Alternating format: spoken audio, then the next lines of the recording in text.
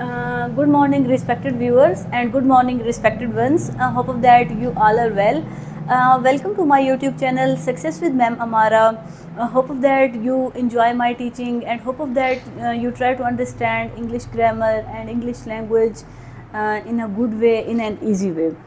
Okay, today we are going to learn about some important terms which are very important in English language as well. Okay, first one is syntax, second one is semantics, and third one is pragmatics. Okay, this video will be also a very beneficial or helpful to all of you.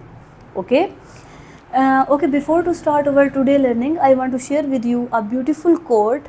Eleanor, who was an American author, also had written discipline, also written human rights as well, also had written about education. She said that education is very important to all of us. And I want to share with you a beautiful quote of her. She said that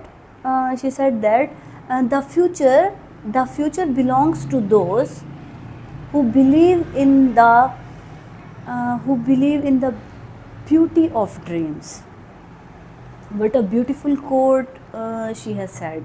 The future belongs to those who believe in the beauty of dreams. Means to say, कितना एक ख़ूबसूरत सा कितना एक यानी हमें एक उन्होंने ख़ूबसूरत सा मैसेज उन्होंने इस कोट के ज़रिए दिया. देखें बेटा, डियर व्यूअर्स, वो इस कोट के अंदर हमें ये बताना चाहती हैं बेटा, यानी फ्यूचर जो है उन लोगों का होता है.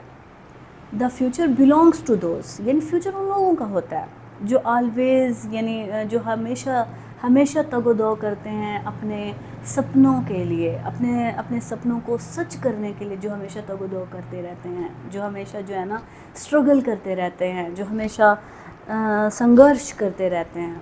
इसलिए हर किसी को एक ना एक गोल सेट करने के बाद जो है ना अपनी स्ट्रगल स्टार्ट करनी चाहिए, ताकि वो जो है ना वो अपने सपनों को लेकर अपनी जो है ना जिद्दोजहद कर सके, अपनी जो है ना एक यानी स्ट्रगल कर सके. और अपने अगर आप जो है ना ऐसा करते रहे, अपने यानी गोल को लेकर, अपने सपनों को लेकर मेहनत करते रहे, तो आप ज़रूर एक ना एक दिन कामयाबी पाएंगे.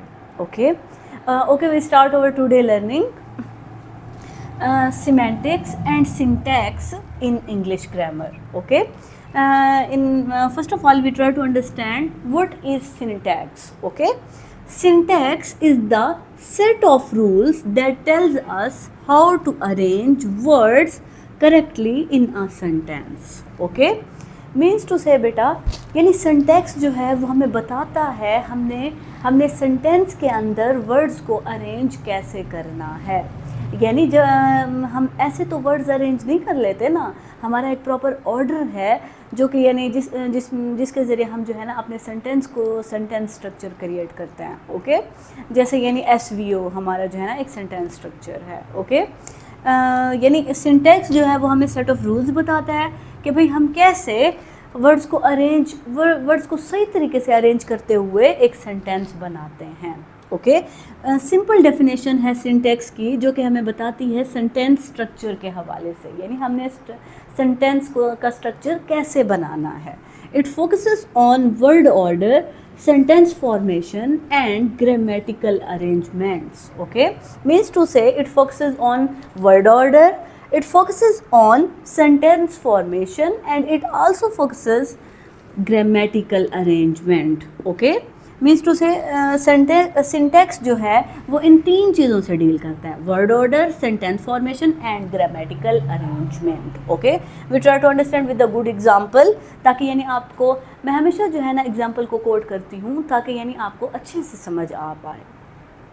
क्योंकि बेटा जब तक हम डिफ़ाइन को समझते हैं और उसमें जो है ना एग्जाम्पल को पुट नहीं करते, तो हम जो है ना पूरी डेफिनेशन को अच्छे से समझ ही नहीं सकते, तो एग्जाम्पल जो है वो बहुत इम्पॉर्टेंट है। Okay, the girl is reading a book, जैसे कि यहाँ पर ये पूरा सेंटेंस जो है वो करेक्ट है। क्यों? क्योंकि यहाँ पर एक पूरा वर्ड ऑर्डर है, यहाँ पर पूरा सेंटेंस फॉर्मेशन है और पूरा ग्रामेटिकल अरेंजमेंट्स को ग्रामेटिकल रूल्स को फॉलो किया गया है, ग्रामेटिकल अरेंजमेंट्स भी इक्वली अरेंज किए गए हैं। ओके, अब जैसे यहाँ पर एक और एग्जांपल मैंने कोट की, इज़ रीडिंग गर्ल बुक, ये जो है ये सेंटेंस जो है ये करेक्ट नहीं है, ये करेक्ट नहीं है, ये फॉल्स है। क्यों?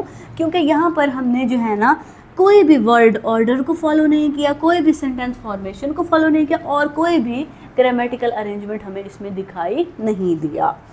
ओके, अच्छा, the girl is reading a book जो है वो हमारा करेक्ट सेंटेंस है, because the sentence is correct because in this above sentence words are arranged properly, जैसे मैंने अभी आपको बताया इस हवाले से। Okay, second term is semantics, first term is syntax, second term is semantics. Semantics is the study of meaning in language, यानी किसी भी लैंग्वेज के अंदर मीनिंग की स्टडी जो है वो क्या कहलाती है? सिमेंटिक्स कहलाती है।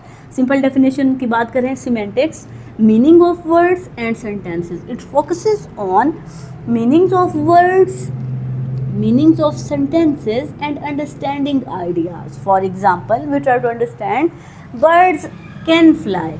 Okay, birds can fly. This sentence also give a proper meaning. Okay, proper meaning, proper arrangement, sentence structure as well. Okay, and another example is given, the stone is laughing. The stone is laughing. अगर हम इस sentence की बात करें ना बेटा, ये grammatical structure तो दे रहा है, यानी यहाँ पर द स्टोन इज़ लाफिंग, लेकिन ये हमें मीनिंग एक प्रॉपर जो है वो कन्वे नहीं कर पा रहा। ओके, जैसे कि हमने अभी बात की कि भाई एक मीनिंग का होना भी बहुत ज़रूरी है, ताकि यानी अच्छे से जो है ना आपको मीनिंग समझाया जा सके, ताकि जिसको आप कोई भी मैसेज कन्वे करना चाह रहे हैं तो उसको वो मैसेज कन्वे किया जाए। Okay, and third one is pragmatics. Okay, it studies how context changes meaning. Sometime words mean different things in different situation. For means to say, यानी बाज़ औक़ात वर्ड्स जो है उनका मुख्तलिफ मीनिंग होता है मुख्तलिफ सिचुएशन को बताने के लिए, मुख्तलिफ सिचुएशन को एक्सप्लेन करने के लिए। Okay, for example we try to understand with a good example of sentence, it is cold here. Okay, and this also provide a semantic meaning. Okay, the temperature is low, यानी ये हमें ये वाला sentence के भाई it is cold hair, ये हमें एक मीनिंग कन्वे कर रहा है कि भाई यहाँ पर बहुत ठंड है, और ये हमें ये भी बता रहा है कि the temperature is very low, जो कि यानी एक इसका सिमेंटिक मीनिंग है। अगर हम इसका प्रैग्मेटिक मीनिंग जानना चाहें तो हम कैसे जानेंगे? द स्पीकर में एक्चुअली मीन